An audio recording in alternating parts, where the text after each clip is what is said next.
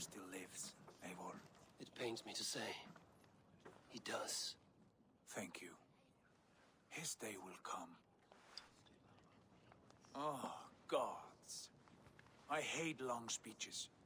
Only when you're not giving them. Many of you knew my father, Halfdan the Black. A great man who achieved great things. They buried Halfdan's leg near our temple. The crops have never grown taller. They buried his arse near ours, and we get nothing but a muddy river! I dream of something greater. A vast kingdom of warriors in numbers the world has never seen. United under one king, one rule. Too much blood has been spilled fighting one another. Today, we unify. And turn our blades outward to conquer new lands. And who better to lead us to glory than me? I was blooded before the age of 10, and I led the greatest army Norway has ever seen. But they say a wise king seeks honest counsel, so I ask, who among you rejects this new arrangement? I am not your enemy, King Harald, but I will not be your subject. Tomorrow we sail for greener shores, and so my kingdom is yours. This saddens me, noble Hjor. And does your wife agree? Is she not tired of limping ever westward? My husband and I are as one in this, Lord. We do not limp together, we fly. I'm sad to lose a woman of your spirit, Ljuvina. But I hold no grudge. May the fates grant you good luck. My king! I offer you my axe, and my oath, ironclad. Gorm Kjotveson, you dare show your face in this hall. Did not King Styrbjörn and his son Sigurd rid our lands of your foulness? The Raven clan dishonored me, great king. They poisoned my father, Kjotve. They made a mockery of his honorable death. Background! You lie! Hold, Eivor. Let it play out. This is a serious charge, Gorm, and a false one at that. My uncle saw your father die. Eivor Wolf-Kissed, you are Kjotve's slayer. This man has slandered your clan. What shall I do with him?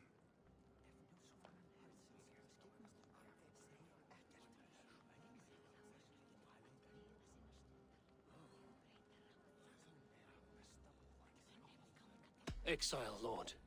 Banish him to the wilds where even a slave could kill him with impunity. A wise choice.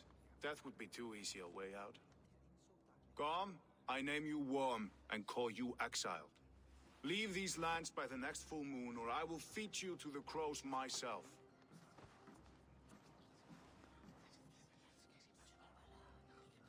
King Harald, may I speak?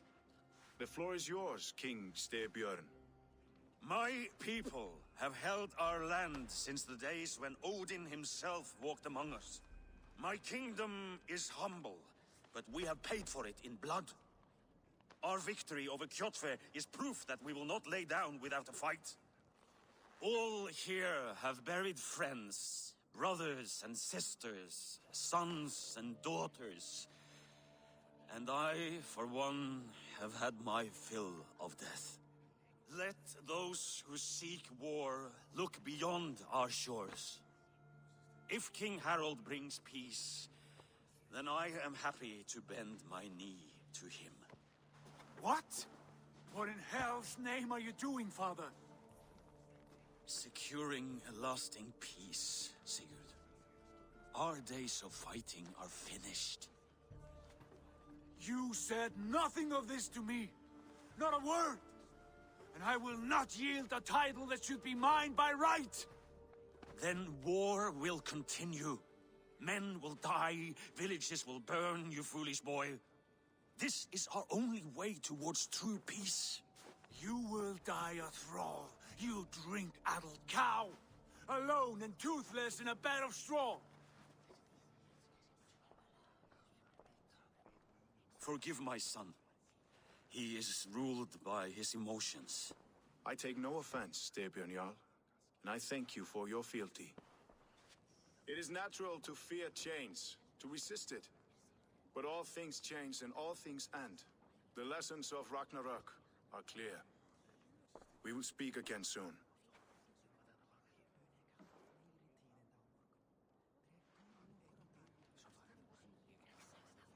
That was an ambush, Lord. Did you know of Styrbjörn's plans? For some days, yes, I did. But it was not at my urging. It was his decision alone. Do you dream of a glorious future, Eivor? A warrior like you would be a boon to my clan.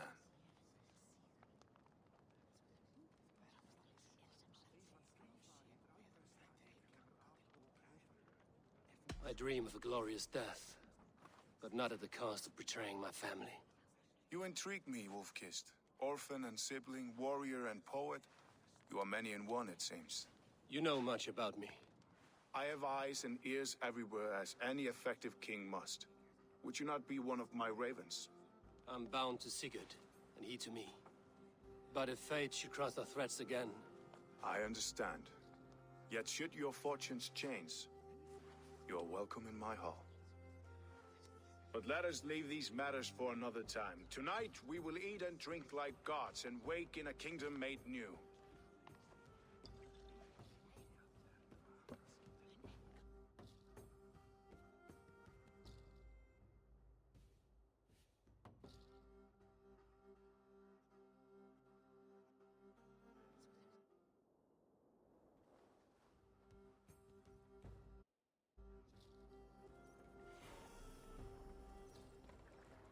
Harald's colors. He is already marking his territory. Gods, he's braying like a horny pup. Harald may be young, but he's clever. Do not underestimate him. He came of age very quickly.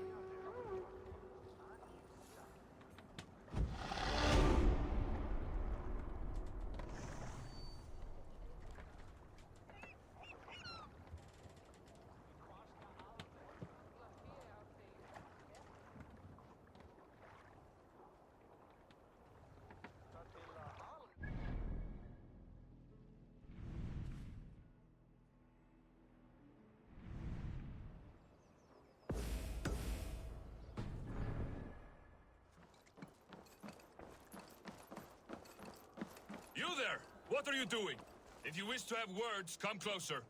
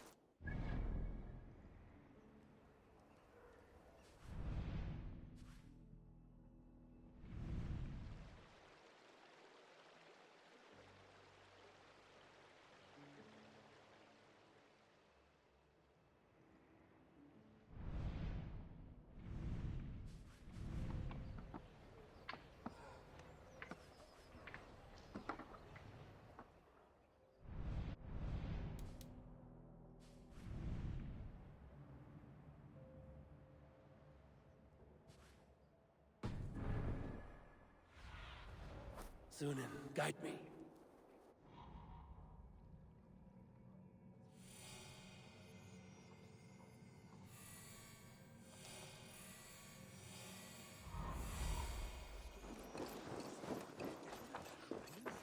Come! A little dice never caused any harm.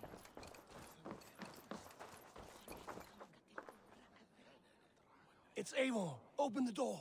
Come in, but keep your voice down. We will alert Harald's men.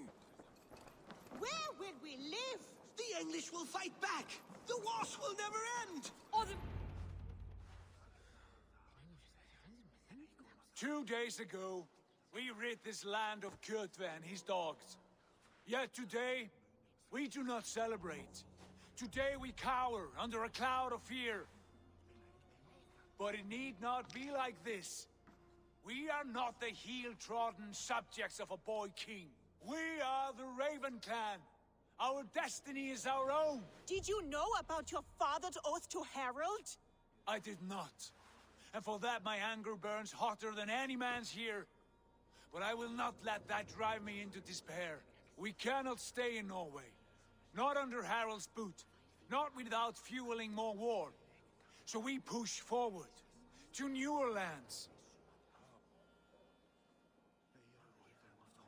To England. And there make a new home. A kingdom of our own. The sons of Ragnar Lothbrok have been in England 8 winters already. Is there any land left for a clan of our size? More than enough, wife. Of the 4 kingdoms of England, only one is truly pacified. I have no desire to wear Harald's leash. I like this idea. A saga for the ages. I agree. It will take time and resources to build ourselves a new home, but the riches taken from Kjotve's raid would suffice. No. That belongs to my father, as a fair compensation. In England, we must start anew. You would start us with nothing? In a land we do not know? Among people who hate us? Kjotve's riches would go some way to easing our passage, Sigurd. I bested him. It is within my rights to claim his goods. Our leaving must not be an assault on my father. It is a time of renewal for us. If we go, we will need all the help we can get. I say we take Kjotve's spoils for our own. I abhor such theft. But if this is what it takes to sway you to my cause, I accept. Styrbjörn will prosper by the generosity of his new king. Kjotve's goods belong to us. To England then, before the day is out. Pack what you need, but no more than that. And tighten your lips. The last thing we need is the attention of Harald's troops.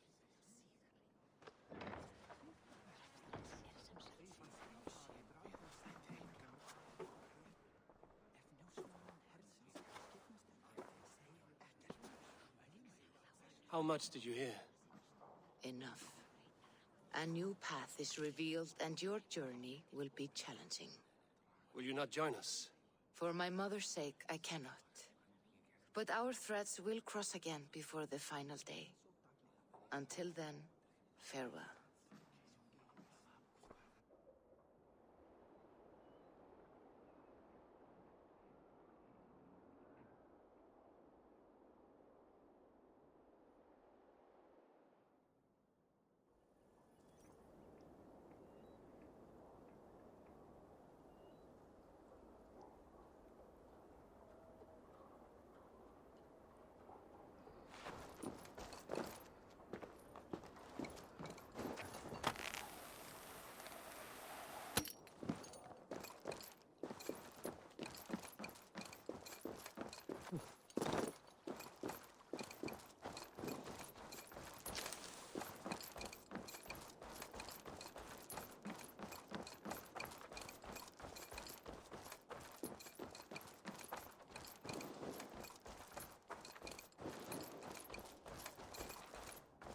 Eivor, the wind favors us. We should set sail without delay. You made quick work of packing. Well done. The dream of new lands is a powerful lure. As is the promise of glory. But the act of leaving so beloved a home, there is a sadness to it. Having doubts? No, not at all. The die is cast. Then let fate guide our journey. Are you ready? I'm ready. Let us take to the water and leave unbothered while we have the chance. That chance has passed. Look! Fate flies on swifter wings than we. King Harald's banner.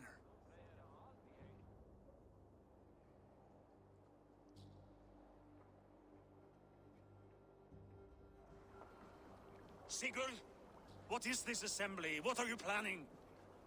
An exit, father. As graceful as I can.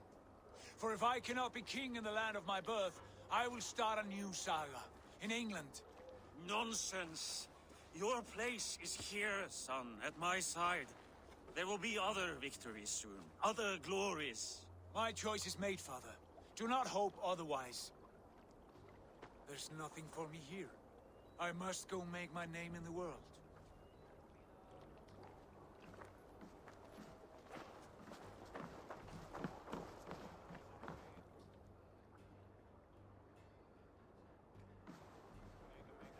And you have plundered Fornburg's resources, I see. You leave nothing behind but your honor. You left me no choice. I entered the Alving a prince. I left the son of a Jarl. There are always choices, Sigurd. I will not stand between you and yours, but I do not accept it.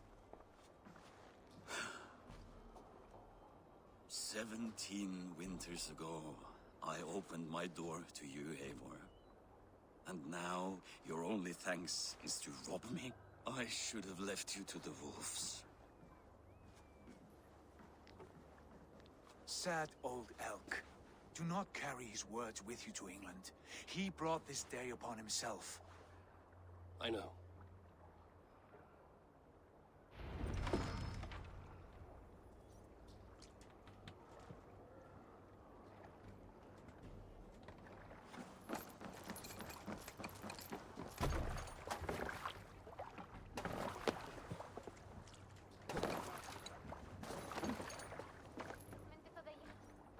The time for tears is over, you weeping sacks of wool! Put some muscle into those poles! Ration your strength, dog. We have an ocean to cross. All right, you lazy backrout. Sigurd, what's our course? The sons of Ragnar established a settlement near the coast. We set sail for them. Ragi, sing a song to lift our hoob. To rouse the gods! Inspire a mighty fart from Thor to speed us on our way! An ocean lies before us, Eivor, and on its far side, a new kingdom awaits. You know England well from your travels. I spent a season in their kingdom of Mercia, a temperate land, lush and wild. By now, the sons of Ragnar will have claimed its heart. Do we mean to join their army? They will join ours. In time, all of England will know of Ravenclan and the glory we brought to that fractured land. So to England! Glory and destiny! To England! To England! For Valhalla!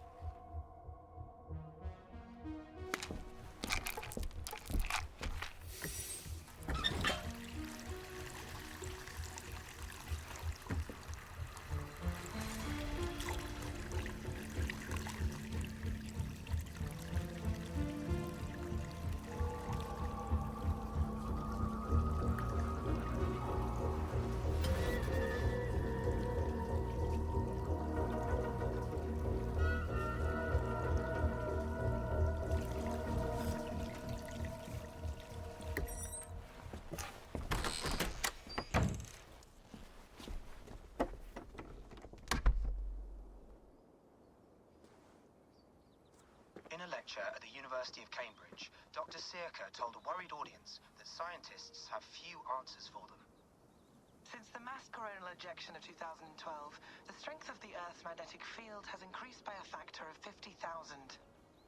This has resulted in huge disturbances in radio and satellite communications, dangerous bands of radiation around the poles, and as we can all see from our window, an aurora borealis that never burns away. Unfortunately, we are stumped as to why this is happening, and if we cannot find an answer soon, it may change the way we live, the way we communicate, even the way we evolve, forever. Dr. Sirka went on to say, Bought you more electrolytes? Oh, new and improved citrus flavor. Thanks, Sean.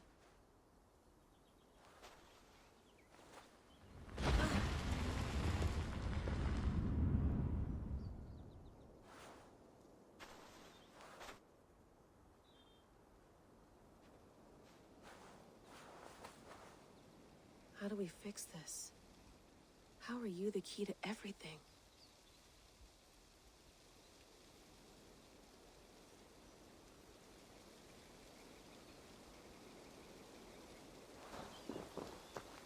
You're a long way from home, Eivor.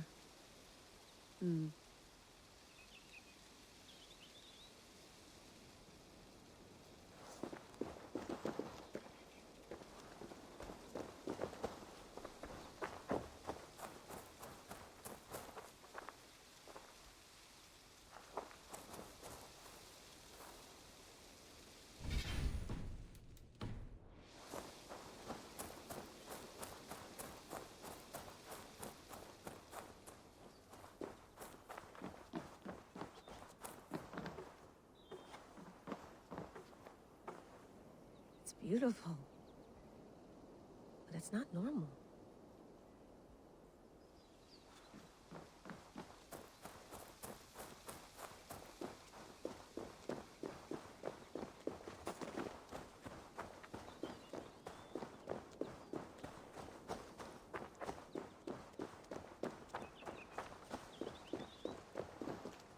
I'm not going anywhere.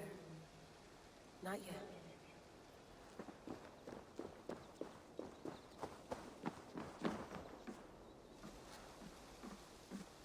Would love to play around, but I have bigger things on my mind.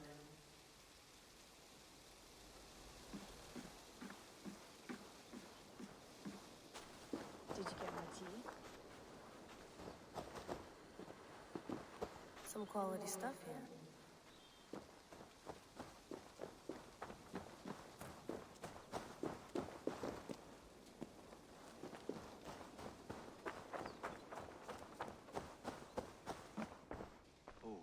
Mint tea is not actually tea, Bex. It's an infusion. It's really just dirty, minty water. I don't care what you call it, Sean. Did you buy any? Of course I did, love. Hey, sorry about pulling you out. The generator was sputtering. That's fine. I needed air. How is the Animus data stream? Comfortable? Felt pretty stable after a while. Good. Just give me a sec and you can jump back in.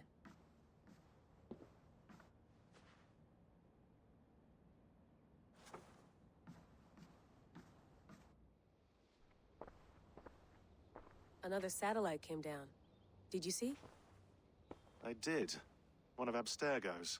That's good. Well, most of North America just lost its GPS service, so depends what you mean by good, really. Right. Even when we win, we lose. Okay, we're all set. Whenever you're ready, you can jump back in.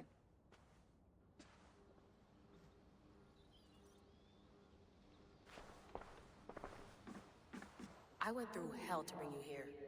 It had better be worth it. Let's have a look. I lived, I died, and now I sleep. And in my sleep I dream. And in my dreams I see an end to the doom that will grip the earth once again. Find the wolf-kissed. Find the mad one. Find me. And save us all from another death.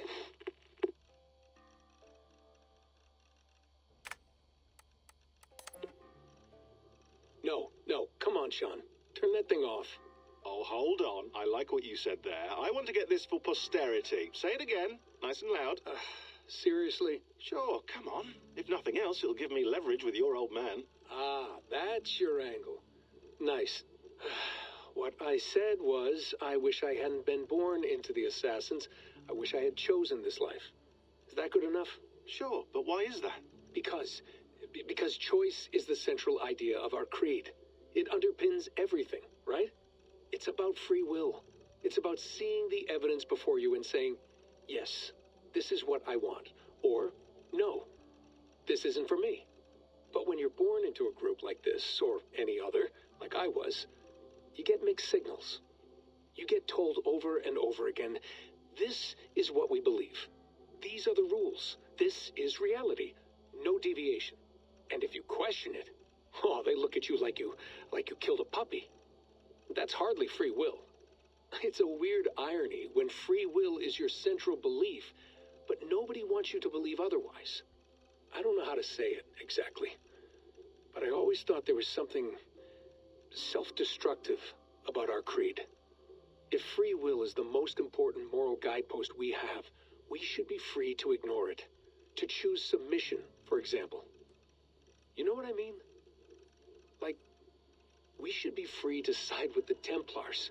If it's really my choice, I could do that. Right. It's almost self-refuting. A democracy could democratically elect a dictator or choose to get rid of democracy altogether. Within our creed is the seed of its own destruction. That's what makes it powerful, I think. And fragile. Right. The more freedom you have, the more risky it is, you know? Anyway, My dad has mellowed over the years, but he was strict when we lived on the farm. He ran a tight ship. I never got the impression that I was free to choose my path forward. Our creed, our tenets, they were drilled into my head. By the time I was a teenager, I was following these rules out of a sense of duty. This was just what we did. That happens to a lot of organizations over time. The stagnation sets in, you know? The fundamentalism.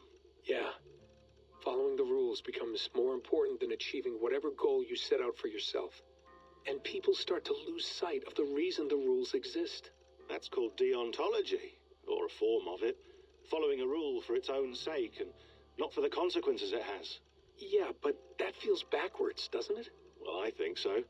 Following a rule is the easy part. Praying, taking a sip of wine, munching on a wafer. Rituals that give comfort. But that's just going through the motions. It makes people feel like they're doing something. When the hard work is, well, actually getting off your ass and doing something productive. I think people just want boundaries. Tight boundaries. They want to see the four walls that pen them in. I don't disagree. Anything outside that, anything that makes life more complex, that's scary. That's why I envy you. You chose this life. You went through that process, and you decided, yes, I believe in this. Sure. It didn't stop me from being an insufferable know-it-all as a teenager, but I see your point. I would have loved to have been a know-it-all. I knew nothing. Not until you guys found me. Yeah. It wasn't until I met you, and Bex, and Lucy, that I knew. I knew I wanted to be an assassin. Oh, thanks, Des. Come here. Bring it in, bud. I don't normally like touching, but I'll make an exception now. I am not hugging you. You sure? Because I smell very nice today. Can you just turn that off?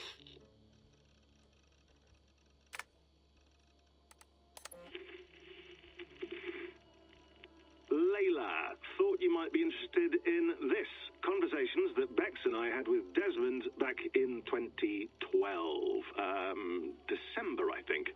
Just candid talks, that's all. We didn't square any circles or write any beat poetry. But he did have some interesting insights into his time in the Animus and what it means to be an assassin. Anyway, have a listen. You might find you and he had similar experiences. So, well, let me know what you think. Unless it's to tell me I sound like a total prat in these recordings. If that's the case, just say nothing. I mean, I did have a slight cold at the time I recorded these. That's probably why I sound odd. Anyway, okay, I'm done anyway. So, turn off. Turn off. Oh, it's actually just a button. Sorry, here we go. Hold on, I'll just set this here. Do you guys record everything we talk about? Not everything, but you've been using the Animus so much, I thought this was a good chance to learn some things about prolonged exposure. So I'm your guinea pig? No, my guinea pigs are all dead. The Animus was too much for them to handle. Cute. Can I ask you about the bleeding effect? Any recent flashes? Any memories resurfacing? Yeah, the usual things. Ghost images of Altair and Ezio a few times a day. Nothing intrusive, just brief moments. They pass quickly, almost without me noticing, like a figure in the corner of my eye, or remembering a dream from the night before. I did have one extended hallucination a few days ago. It was Ezio. He was older, around the time he left Cappadocia. He was standing on the deck of a ship, alone. And through him, I could feel an intense regret or guilt.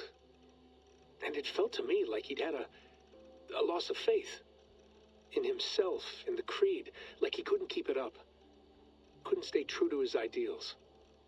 And as I watched him, I thought, is this the moment he decided he was done being an assassin? It felt like it. Anyway, most of my visions have been brief, lasting just a few seconds. They're like complete memories of small moments that appear suddenly out of nowhere, fully formed. It's a strange feeling. Okay, anything else? I'm starting to see Connor now, too. Though I hear his voice more often than I see him. I'm sure that will change.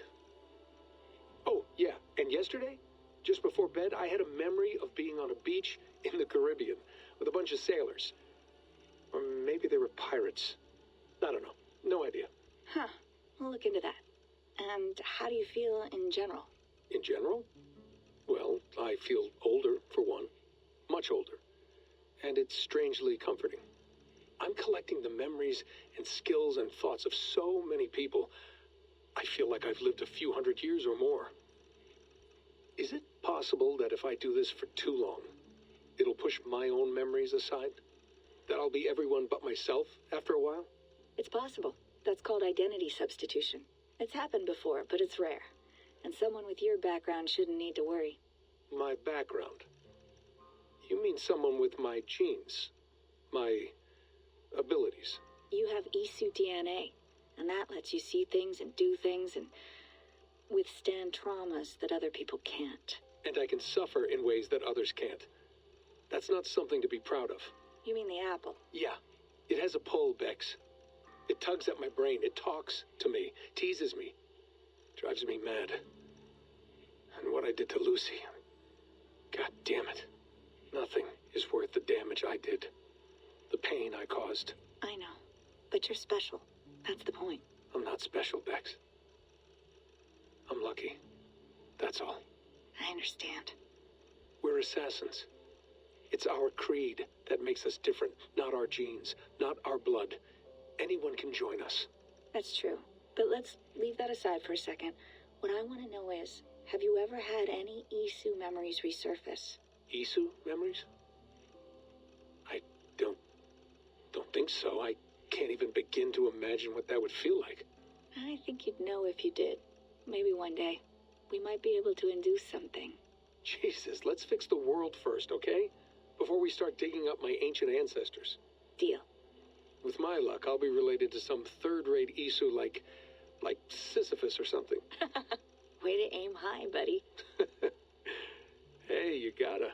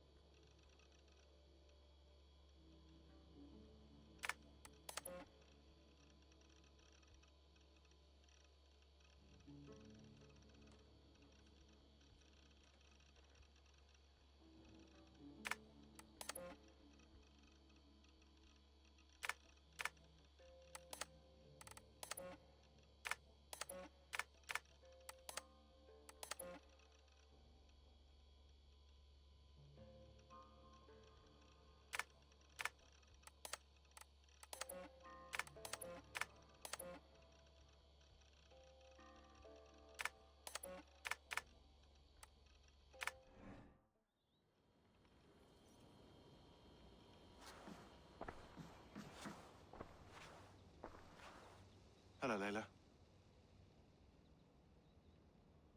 Sean, what do you make of the grave out there? Well, it overturns a few hundred years of scholarship about the first Europeans to set foot in North America. Apart from that, it's just a bunch of muddy bones, isn't it?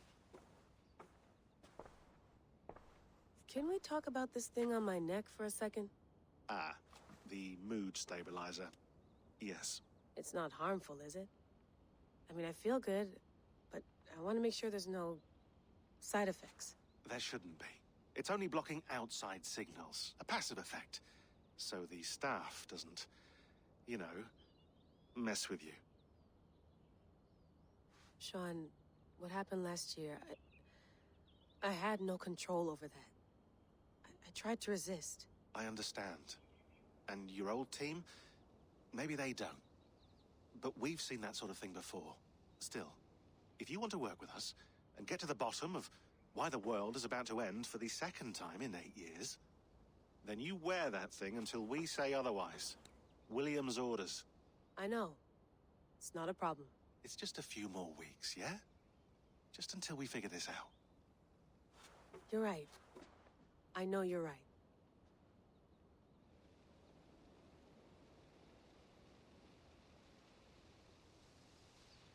Sean has been busy.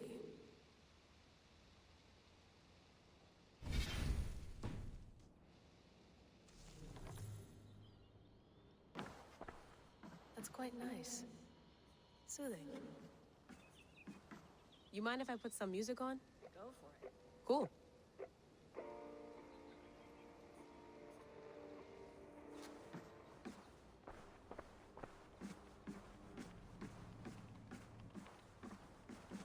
Feeling okay? Better. But I'm worried that it could happen again. The 2 data streams. I can't promise it won't. I barely understand it myself. It felt like 2 minds, fighting over 1 brain. It hurt like a shotgun to the head. Right. There's something about this Viking's DNA sample that feels dense, noisy. Could it be the staff? Interfering somehow? How do you mean? My headaches, my temper. They started the day I got that thing. I hope you're not making excuses for, you know, your friend. Jesus, no. I'm not. Sorry. Just take it easy. And if you feel yourself slipping again, let us know. I'm trying. I really am.